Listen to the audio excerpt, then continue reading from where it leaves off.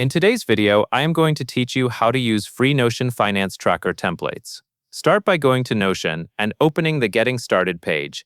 This is a simple launching point that makes it easy to reach Notion's template options. Once you are there, look for the Explore option and click it.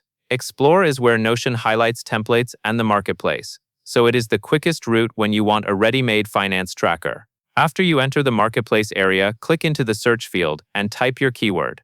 You are essentially narrowing down the template results, so you do not have to scroll through unrelated options. Next, select Business Finance.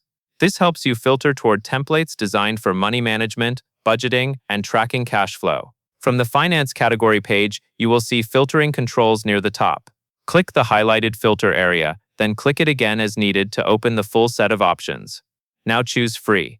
This is important because it limits the results to templates that you can add without paying, while still giving you solid tracking features.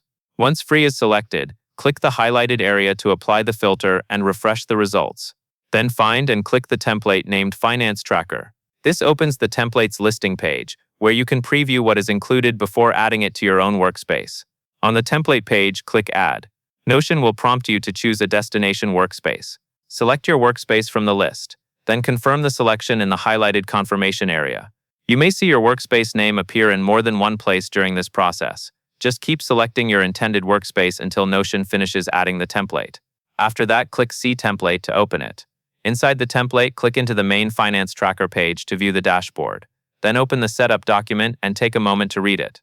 This document explains how the template is meant to be used, and it can prevent common mistakes like tracking expenses in the wrong database.